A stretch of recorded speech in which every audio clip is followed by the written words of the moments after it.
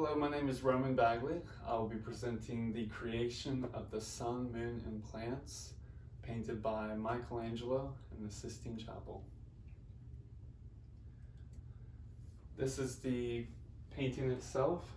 We are greeted with two images of God, one from his front side and one from his rear. Also, we are met with four angels or cherubs, which are by God's side. We also see in the scape the beautiful sun in the central axis and the moon in the far right axis. And then also we see the shrubbery in the bottom left.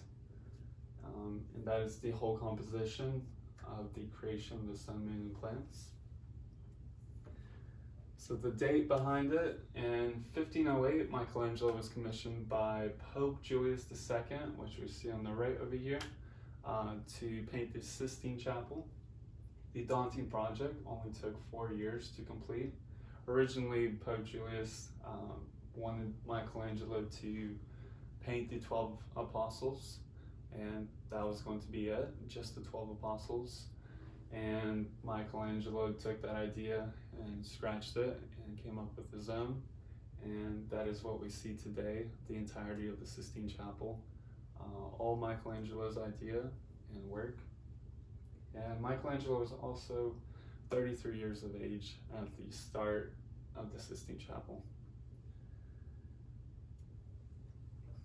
The time frame, in accordance to Michelangelo's life, in 1508, Michelangelo was working on the tomb for Pope Julius II. He was midst work of that. In 1508, later on in the year, Pope Julius II commissioned Michelangelo to paint the chapel. And then in 1512, Michelangelo resumes his work on the tomb, eventually completing it in 1545. And then also, Pope Julius II dies in 1513. So he really only has a year to really look at his commission and look at the entirety of the Sistine Chapel. And it's also quite interesting that Pope Julius's tomb is being built, and he dies in 1513, and it's not complete until 1545. This is an image of almost the entirety of the ceiling. Here on the left, this is the altar side, and on the far right, which we end on the 9th panel with the drunkenness of Noah, that is the entrance to the Sistine Chapel. So right here, where you can't see, is the painting of the Last Judgment. But yeah, the painting is right over here, the second one from the altar. The scale of the work, the scale is honestly massive, 45 by 128 feet. I was researching the scale and trying to see these pictures in scale to the human body, and I was only able to find one gallery that made reproductions of those paintings, of all the paintings on the Sistine Chapel. They made reproduction prints that are almost to the correct size. If you have time on your own, it'd be really nice to look at. They were using paintings were housed in a giant train station. They also replicated the Last Judgment, which they said the original was 45 feet long, or 45 feet tall, and their reproduction was only 5 feet off. So really close to the scale of the original. So I would like to begin in the order of the creation. So we, of course, start with Genesis, the third day of creation. Then God said, "Let the earth put forth vegetation, plants yielding seed, and fruit trees of every kind, on earth that bear fruit with the seed in it. And it goes on to talk more about it. This is the image, the left axis of the composition. We are greeted with the backside of God. We can see his bare feet, along with a glimpse of the sun on the far right, top right corner, and then the foliage on the bottom left. And these bottom portions are part of the other paintings associated with the ceiling. But God is pictured leaving the scene. It almost looks like he's about to poke straight through the canvas and keep flying around. Since this was only the third and fourth day, God has more creating to do. So as you see the swift movement, as his cape ripples, or his cloak ripples through the wind, and we can also see the hair, how it flows to the right side, and his arm in commanding motion, commanding the foliage to create and exist. Yeah, he's a swift God, and on to the next project. So here God is seen creating land and foliage. The figure of God is further back from the viewer. As you see, his right heel is the closest thing to the viewer, or to the foreground, and while his hand is the farthest away. So the whole entire image is foreshortened to make it look like he's leaving the scene, but as if he just got here, but now he's leaving. The figure of God is further back from the viewer. The restricted view of God portrays a sense of urgency. So we see on the right side, which I'll talk about later, but we see the sense of urgency present in his facial expression. Also the drapery and cloak that you see, the wind making very, very irregular shapes, very organic shapes in the cloak and drapery. And then also, like I said, the Lord is viewed foreshortened, receding into the air. The right side, the fourth day of creation, Genesis 1:14 through 19. And it says, "And God said, let there be light in the dome of the sky to separate the day from the night, and let them be for signs and for seasons, and for days and for years." And as it keeps on going, here's the right side of the painting, and we are greeted with the Almighty God, commanding his left and right hand, commanding the sun and the moon into existence, into functionality. And then we also see the 4 cherubs on the right side, 2 at his left and 2 at his right, hiding behind the cloak and hiding behind God for protection. We see the first guardian angel on the left. He is completely puzzled and in awe, and shock. Having that fear just shows the powerfulness and fearlessness of God. And then we also see the back figure. He's got his arm shading the sun, the bright sun, and also hiding right behind the back of God. And then on the right side, we see 2 more figures. The furthest one in the back, it looks truly terrified. He's completely terrified. All we see is from the chin up, and he is completely hidden behind God's cloak. He's almost not existent because it's so dark back there. That level of saturation is quite heavy.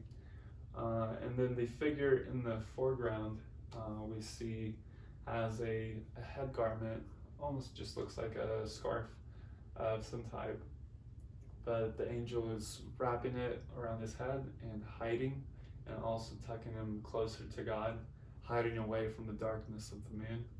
And we basically see the difference between good and evil.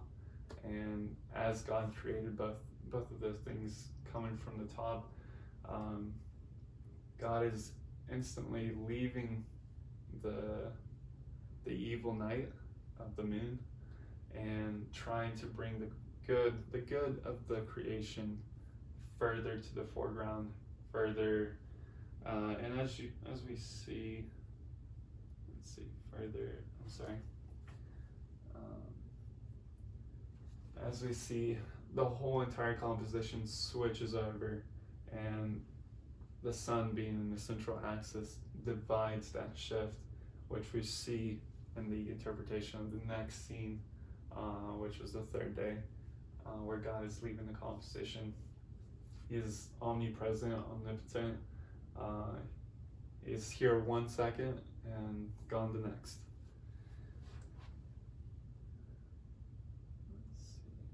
So this is the image. God is seen rushing into the scene. He is present with the 4 angels by his side. God commanded the sun and the moon to existence, and God is dominating the right axis of the scene. And as we see,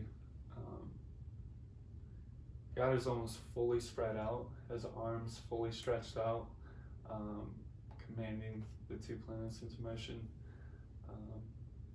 Beautiful picture. Then I wanted to talk a little bit about the iconography depicted in the creation of the sun, moon, and planets. The scene is one composition. It's entirely one composition, despite having two different narratives going on at the same exact time. There's the beginning and the end. God is omnipotent and omnipresent, his arms extended, pointing towards the sun and moon, as a possible depiction of the crucifixion, in a way foreshadowing what is going to happen. And then the Lord's left face is lit up, while the right side, the right is in the shadow. And like I talked about, the brightness of the sun creating a hard contrast on the left side, and while the cherubs on the right are completely obscured, you can still see the general image of the cherubs, but they are not as well lit as the cherubs on the left side, because of the moon, the darkness of the moon. And God is moving away from the darkness, keeping all creation away from the evil. And then I also would like to talk about the use of lighting Michelangelo implemented into this piece, into this beautiful work of art. The sun is the brightest object in the whole entire composition. It is the brightest pigment, yellow, and we can see the different variations, different tonal range in the yellow that Michelangelo used.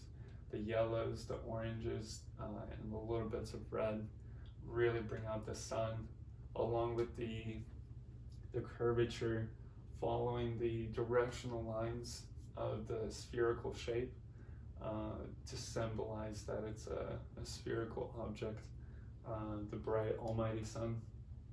But God is the light of the world, so Michelangelo is trying to depict how you see halos depicted throughout history. This is almost the same exact way. God is the light, and he's shining on everything in existence, everything down to his body and the angels.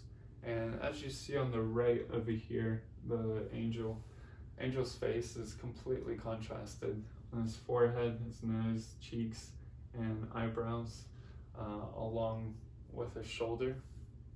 And then as we see that throughout the whole entire right axis scape, you can see it on God's face. The sun brightens the whole entire landscape, like I mentioned, referencing the greatness of God. And Michelangelo uses contrasting the entirety of the scape to bring the whole entire message together, that He is all powerful and light shines down. His glory shines through all. The technique behind the whole entire Sistine Chapel, Michelangelo painted using the fresco method. It is the buon fresco, the new, the fresh fresco. It is a combination of wet limestone plaster and dry pigment mixed with water. This was an easy process to get your materials, to combine the materials to make the correct pigment, applying the plaster. That was the easy part. The hardest part about this is working fast, making sure that you are working in time to finish your artwork before the plaster dries and seals in the pigment.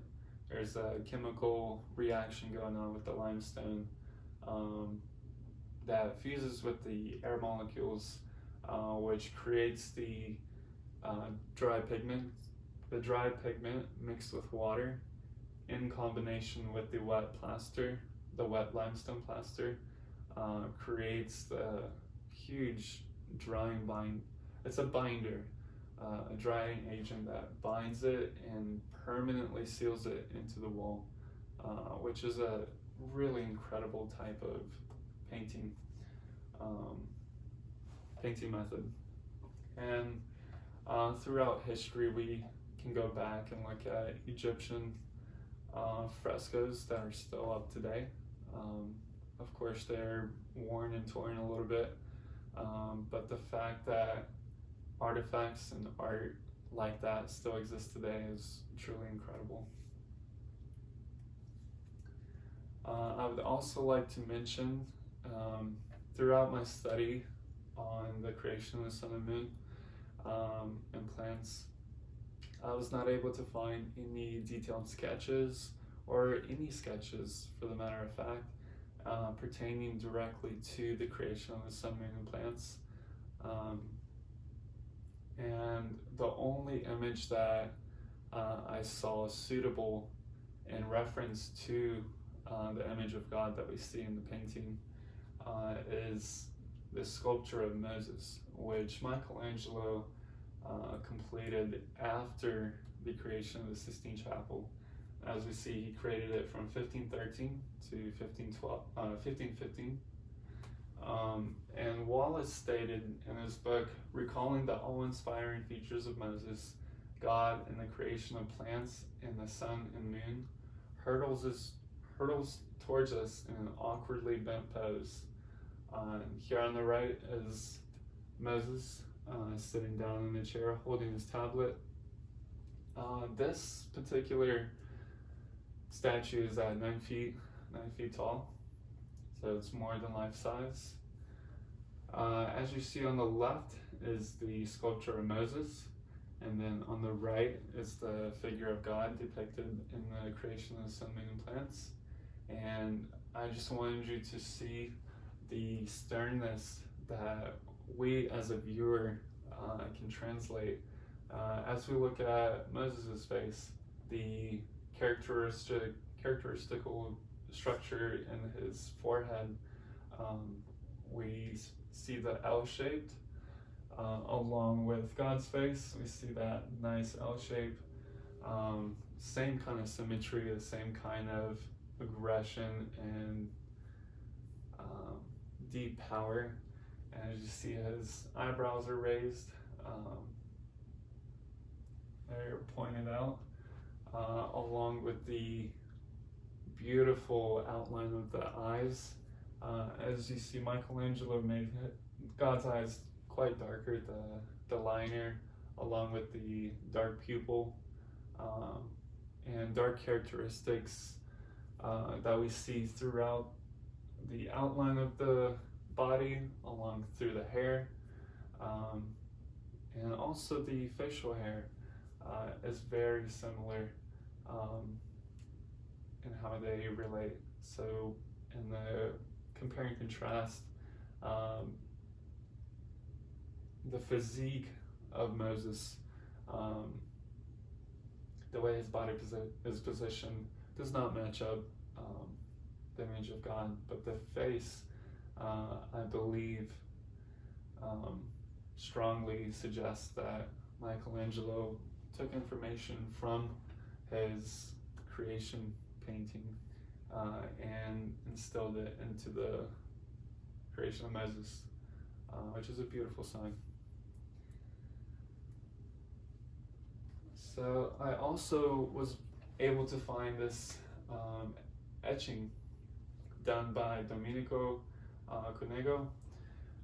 So it's the etching of the creation of the sun, moon, and plants. Domenico decided to do the whole entire thing, whole entire composition, as he should. The only thing I noticed that he didn't include was the moon, which I'm sure it was hard to depict, but I would assume that it is right here because we see a nice bubble shape. Then I also noticed how detailed Domenico was with the faces of the cherubs, and you get to see more of their character and what they're possibly thinking about in that time being. But a beautiful, beautiful etching done by Domenico, and this was created in 1781.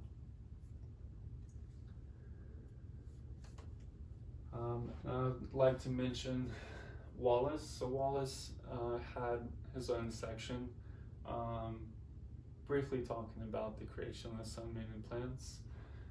So he also made two really good points. First one, which I mentioned earlier, recalling the awe-inspiring features of Moses, God in the creation of plants in the sun and moon hurtles towards us in an awkwardly bent pose. The awe-inspiring features of Moses.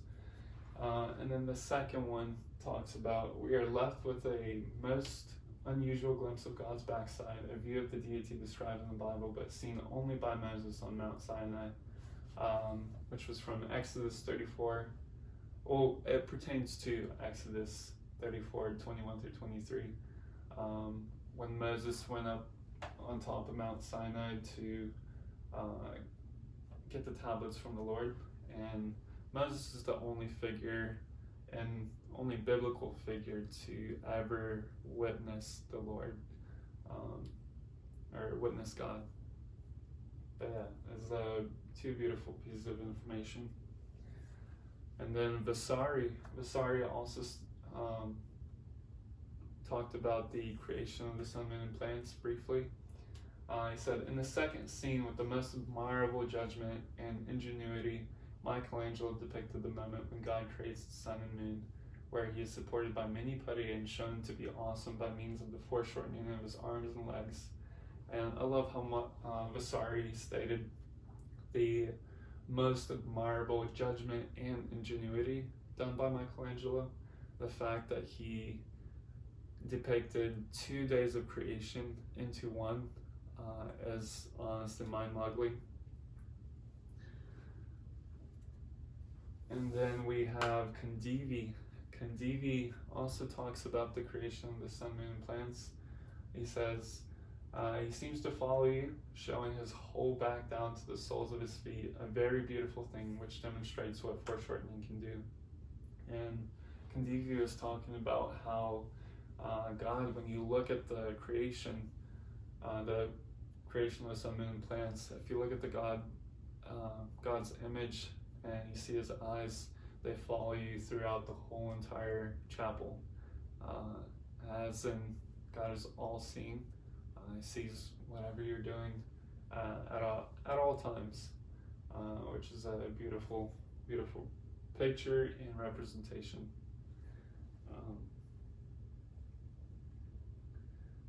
But yeah, as a whole, this is the creation of the sun, moon, and plants. I hope you have enjoyed the presentation. Thank you very much.